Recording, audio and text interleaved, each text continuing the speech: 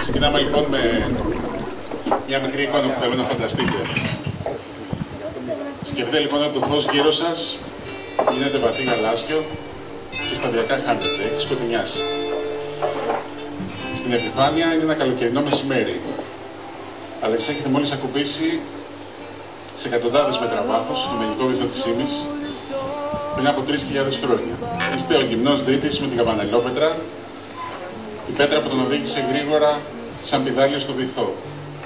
Είστε ο γυμνός αρχαίος Έλληνας δίτης για τον οποίο ο Αριστοτέλης έγραψε ότι τώρα από το βάθος αυτό δεν βλέπετε τίποτα πλέον εκτός από τα καταγάλανα νερά του Αιγαίου, αλλά δεν σας πειράζει καθόλου γιατί έχετε κατέβει προετοιμασμένοι. Με μια γρήγορη κίνηση βγάζετε από το στόμα μια μπουκιά λευκό άλυφαρο, όπως το λέγανε, ένα μείγμα ουσιών που μόλις ερχόταν σε επαφή με το θαλασσινό νερό που σφόριζε, ποτίζοντας τα πάντα τριγύρω στο βυθό σαν τα σημερινά χημικά φώτα. Στο καρπό του χεριού σας ένα λεπτό σκηνάκι με μερικά μέτρα μήκος, το φημίκι, σας κρατάει συνδεδεμένους με ασφάλεια με την ασκομπισμένη στο βυθό καμπανελόπετρα. Τώρα τριγύρω φωτίζουν τα πολύτιμα ελάφια, τα πιο βαθιά σφουγγάρια και τα πιο πολύτιμα.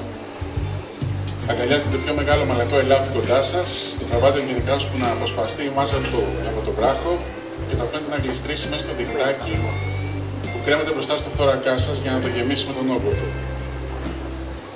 Το σινιάλο στο φημίκι τραβά το πιο χοντρό σκηνή της πέτρας και η δόνηση τεινάζει σαν ρεύμα το κολαοσκέρι στη βάρκα, στην επιφάνεια, που αρχίζει τις απλωτές, μαζεύοντας γρήγορα και σταθερά το σκηνή και για εσάς αρχίσει η ανάδυση.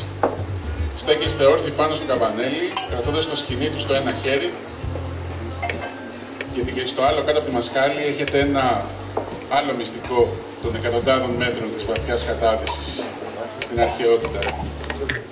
Ένα φυσικό επεξεργασμένο σπόγκο, κλεισμένο εξωτερικά με μέλι και κερί, που έχει αποθηκεύσει μέσα λίγο αέρα σαν μπαλόνι όταν κατέβαινε ο δίτης στην Άβυσσο, για να το ξαναπάρετε στο στόμα στις τελευταίες δύσκολες εξισώσεις στα βαθιά. Ίσως και όταν χρειαζόταν στην αρτέλεια του πορεία της ανάδυσης προς την επιφάνεια, δεν το ξέρουμε σίγουρα. Σε λίγο όμως σας αγκαλιάζει και πάλι το φως και από βαθύ μπλε ξαναγίνεται καταγάλανο. Απλώνεται παντού και σε λίγο φαίνεται η ζώνη που τη διατρέχουν οι ακτίνες του ήλιου. Ένα καθρέφτισμα μοναδικό λίγο πριν την επιφάνεια.